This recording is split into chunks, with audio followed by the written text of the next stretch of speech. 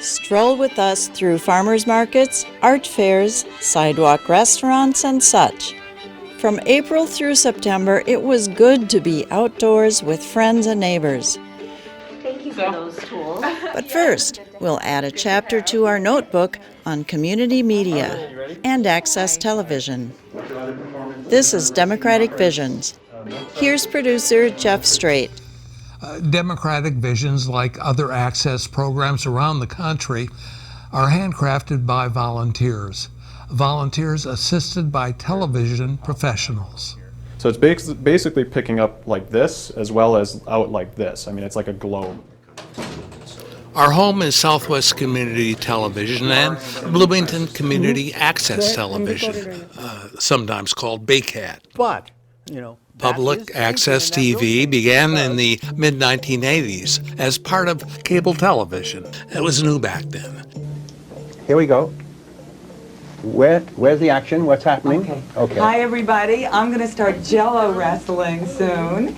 Some of it was kind of curious. Yeah, but we're going to start out with... Access TV back then continued to serve free speech and the little guy, and a variety of voices, artists, and minorities that deserve a platform. It still does. Yes, hello everyone. I'm Rebecca, the director here at Speak MPLS, and I just want to thank you all for being here. We visited Speak MPLS in Northeast Minneapolis in December. The nonprofit Access Center is headed by seasoned media pro Rebecca McDonald. And so we're a member-based community media center, and we have studio spaces, so not only here in our headquarters in Northeast, but we also have a relationship with New Rules, so we have a pop-up over there on the north side, so you can work on computers, the media lab, use the studio over there. Since 2020, Speak MPLS has managed the public education and government channels for residents of Minneapolis. Minneapolis is wired to Comcast. MTN, which served that role for 35 years, now focuses on education and training for new media portals like podcasting.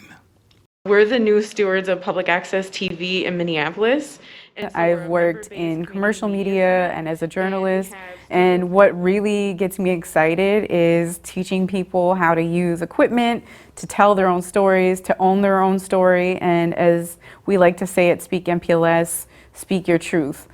And we have 3 channels that we're programming, so you see out. During our visit, Midwest Mix was producing an informational video. How's this? Are you ready? Yeah. Hi. Hi. All right, quiet on the set. I love community media and that the people hold the power of their own narratives. I like to also call it people-powered media. Thank you. Midwest Mix supports racially and or gender-mixed educators, writers, performers, and artists. To do the art, or why is it important in the context? Alyssa Paris heads the group. I think Speak Minneapolis is important to groups like mine because the media is fractured. The social media world, we feel so distant and so far apart from each other. And of course, during the pandemic, isolation and feeling apart is a real thing. In this space, we're offered a community that we can sort of skill share with. We can kind of cross wires, and even just observing and learning about how other people are using this space is incredibly informative to me as a new entrepreneur and a new leader and director of an org. I need to be inspired. I need to be challenged and think outside of the box. Every day is about solving mysteries and puzzles and learning things I didn't know the day before. And Speak is just a physical space that I can come to where I'm in proximity to other folks who are taking risks and learning how to do their work better and to tell their stories and get these narratives out there for the world to see. I think it's incredibly important. Speak MPLS creates a sort of a visibility, a voice for folks who maybe aren't going to get interviewed by PBS tomorrow, or aren't going to, be on the news, or maybe aren't going to have 30K followers on social media. And some of them do, absolutely, right? There's some amazing folks here. But for those of us who are looking for a place to get rooted and get started and practice and take risks, I think Speak is providing that for me. What would happen is that in December, because we're going to be doing the Amplify Minneapolis videos, that would be a special edition. At Speak Minneapolis, we have a communications manager that works on all of our social media and reaches out into the community to spread the word about what we're doing. And we also have relationships with educational institutions, community organizations. I feel that too, but I really related to the stuff about COVID. I know going to school personally, I get really anxious. I'll be in a whole lecture hall with tons of people, and you'll just hear constant coughing. And I wish that there were better options about going hybrid or going online, but. And it's just the grassroots, getting out to all the events in the community. We do a monthly newsletter where we have a roundup of all the opportunities that people can engage with us on every month. And really it's about building relationships in the community. So knowing other newspapers, community radio stations, and building those relationships and hopefully creating meaningful partnerships that will help to sustain the work that's being done here at Speak MPLS and also in their respective organizations as well. Now, are you doing cold calls? We are not afraid of making cold calls. One of my first jobs ever was doing market research. So that was back in the day, really before we had the internet access to databases. So I was flipping through the phone books, making phone calls, cold calls. So we're not afraid of making cold calls here to other organizations and to connect with folks online. The summer that when COVID was, people were feeling more comfortable to come out, we attended Art-A-Whirl, so we had a booth there. We were at Open Streets. So there was a lot of opportunities to meet new people and to also say, hey, we're the new stewards of public access TV in Minneapolis. It's been more difficult with COVID, so a lot of when we first launched in August 2020 was done virtually. And we're finding that a lot of people just don't know about public access. Reporting. Yeah, so to be able to shift gears that quick. Yeah, and I don't know if Nate will. Well, I actually started with Speak in last May. I'm a filmmaker, so I was looking for work in this side of media kind of field, and I've done some work in public access before with SPNN, so I was like, okay, this looks like something I could be interested in. And then I just applied, and then I met Rebecca, and then we just, hit it off, so. Do you want me to talk about what Speak MPLS? It's such a great place to use for if somebody's a beginner and they need access to cheap equipment that's not necessarily super hard to use. They could easily come in here and have assistance, and they're able to film any kind of projects they need because we have all the resources for just something small or even big audio equipment, lighting. It's really accessible and affordable, so I think it's great that people can come in here. New orgs like mine, we're not working with multi-year grants funding yet. So it's important that we have access to high quality tools and spaces, and Speak gives us that, but at a truly affordable rate. The membership rate that we're at right now is $20 a month. That is huge. That is, I can't find that elsewhere. As much as I might want to support a business like this, I can't always afford those memberships for co-working spaces. And so this kind of provides a lot of different components in one space at an affordable rate. So I get access to the materials, I get access to these other thought leaders and thinkers and makers. I get access to classes and education, but I also just get to be a part of a community, and I think that's really important. My name's James Harris. I'm the Media Labs manager here at Speak Minneapolis, so I help a lot with members who come through and help with their editing or help them out in the studio. Access professionals like James want to continue their good work, but there are serious challenges. Cable subscribers are going to streaming. So the revenue that comes in to support community media centers and other public access stations that we like to call PEG, public education government channels, the support for them that comes in is going down. We need to have a sustainable model for going into the future. A lot of the work that we do here at Speak MPLS is about creating relationships with other community organizations to also productions that we do in the community, which we launched recently, which is Speak MPLS Partnerships. So bringing in a new stream of revenue, organizations can hire us to do a production. So our first example of a partnership was with Mshale newspaper, the African newspaper here in Minneapolis, and we hosted a city council forum for them. And so there's ways that you can work with the community to support the needs of other media organizations, for example, and provide additional capacity on production, which access stations do so well. And we're also leaning into doing live streaming. So during the Derek Chauvin trial and now during the Kimberly Potter trial, we're actually working with another media organization to live stream that, and then we're able to distribute that to other access stations, and then also bring in a little revenue for our media partners that want to also live stream that trial. So it's trying to think creatively about revenue streams to support community media, but then also looking at those franchise agreements when they're being negotiated. So currently in Minneapolis, that is happening now as we speak, and making sure that cities and Comcast actually stick to the franchise agreement and support as much as they can through the franchise fees and also the PEG fees that people pay. So if you're a cable subscriber, you pay a PEG fee every month. And those are going down as well with less subscribers, there's less PEG fees. But we definitely have to be creative and working together. We're stronger together. I think that's something that a lot of people learned during COVID. If they haven't learned yet, that's definitely the direction that we're going in. We want to work together with the community to make sure that it's sustainable for the future.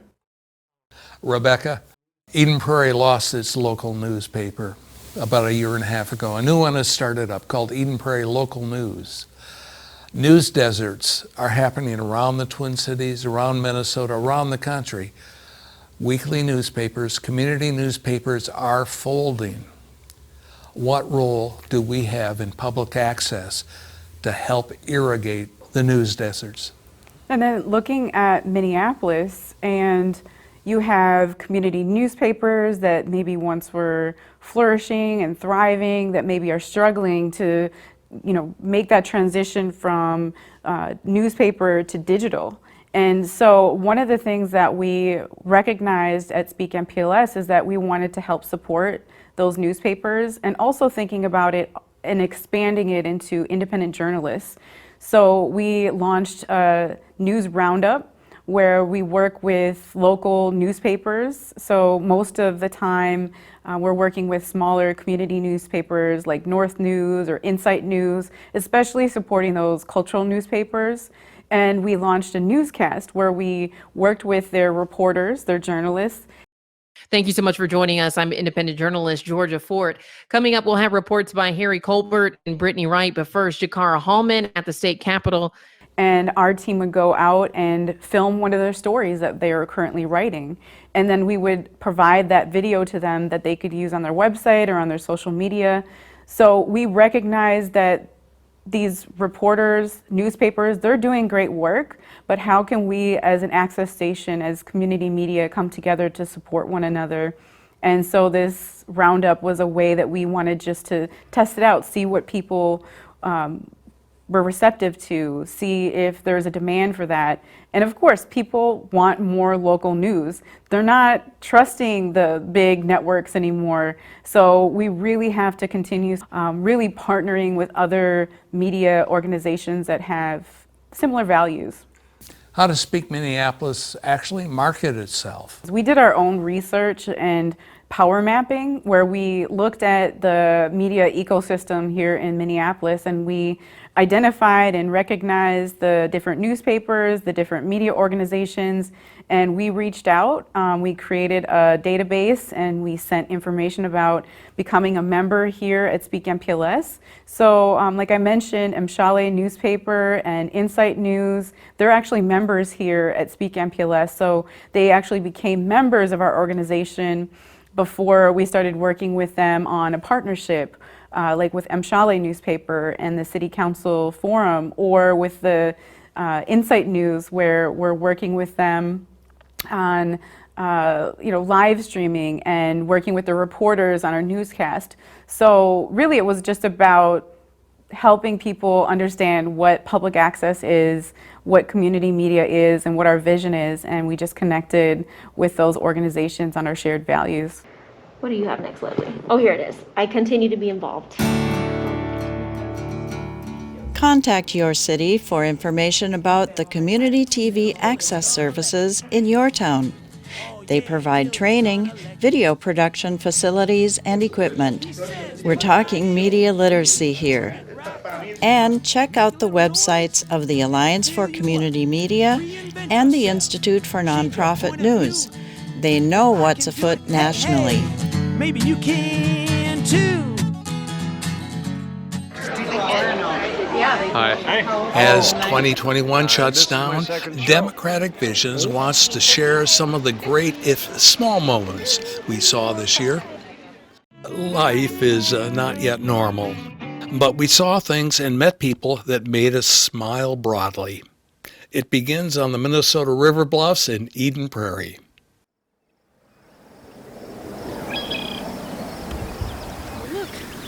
Yeah.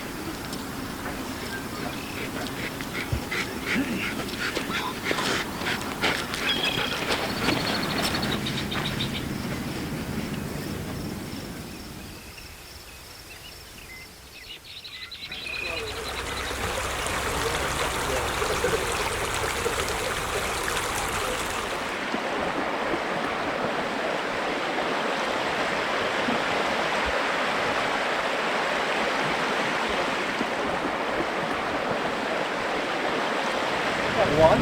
Yeah, we're just gonna. You don't want to fill that whole thing up all at once?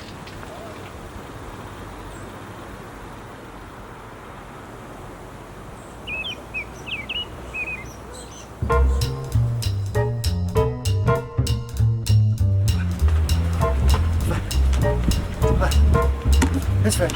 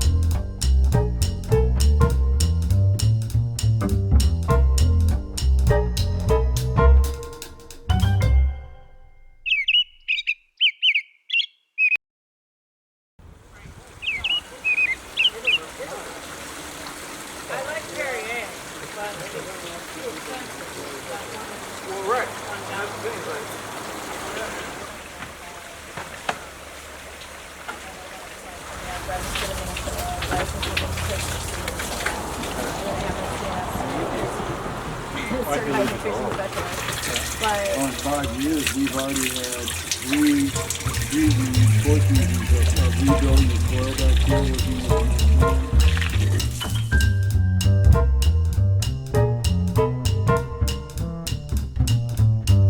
I'm good, always been invading, just don't feel home. Hey, happy 4th of July.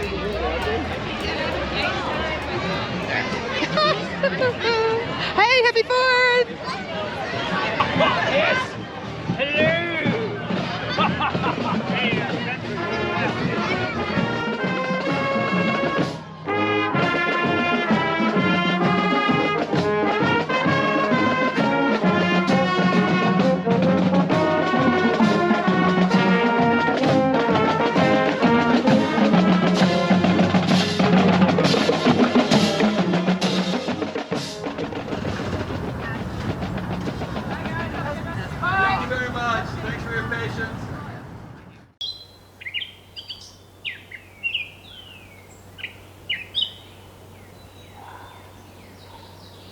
I mean, they I know. paid. But they paid for that. Yeah, so they they have a right did. to do that.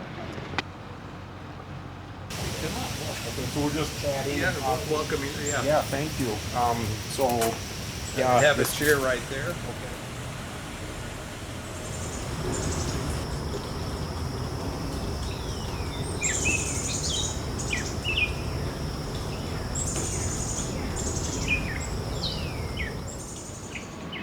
So this is the low-priced end of the neighborhood, mostly affordable condos and rental.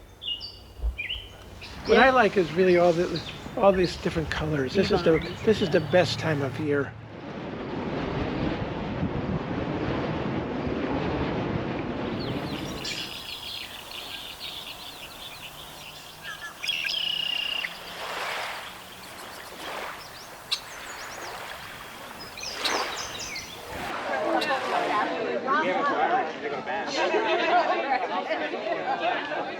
Alright, so this song is kind of got a lot of solos in it.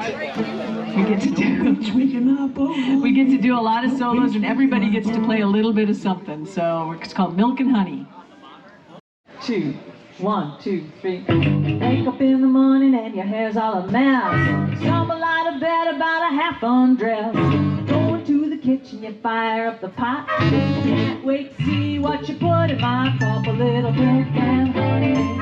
A little milk and honey. A little milk and honey. I'm gonna sweeten it fine. Dark outside, you sip over the dog. You say a few choice words and then you laugh out loud. You hear yourself something down beside my head. I reach over, pull you back into bed for a little milk and honey. A little milk and honey. A little milk and honey. I'm gonna sleep it fine.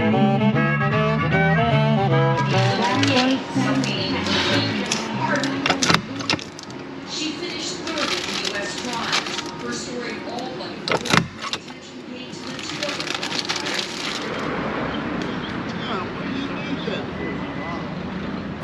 All right, thanks, man. Have a good evening. Thanks for stopping. Why don't you buy that?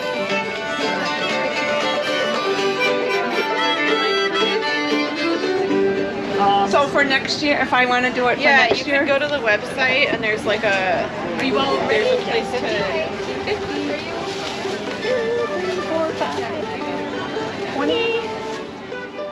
So the bees are located in Dayton, Minnesota, so in between Champlin and Rogers. We have 70 hives, and we have honey butter.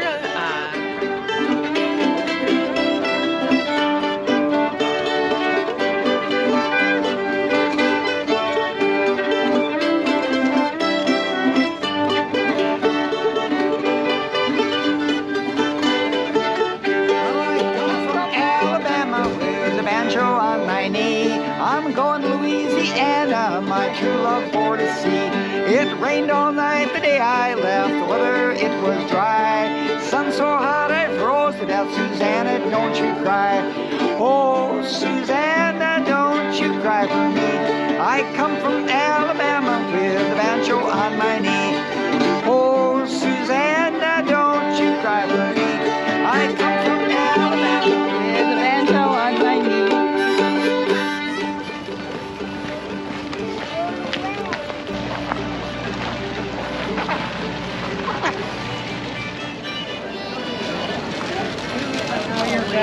Yeah. No, not really. No, I'm kidding.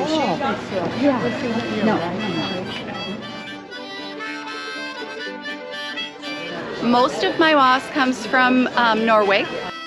They do a special preserving method that keeps the moss fresh looking and lets it still do its job about pulling carbon out of the air and cleaning the air in your home. This is only my second show, and I'm just getting my feet wet. So, I don't know, I feel like people are liking my things.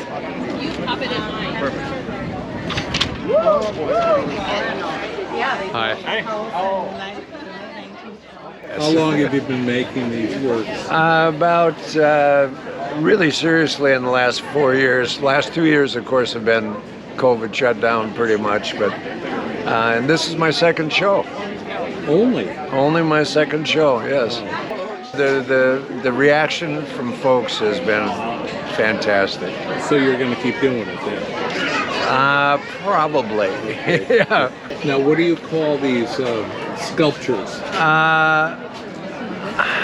Wood with color is what I call them. I don't really have a good name for them, unfortunately. The whole idea actually started with a lady that I had done some design work for. She bought me a couple pieces of wood and some colored epoxies and said, make me something. And that's how it all started. I made her something and decided, this is kind of fun. I'm going to see what I can do with it. And this is where I went.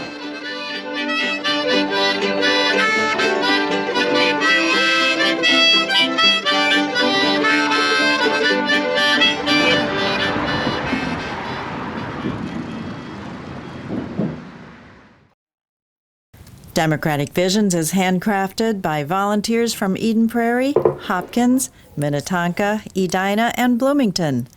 Watch us on select cable systems and on our YouTube channel. This is Carol Sundstrom.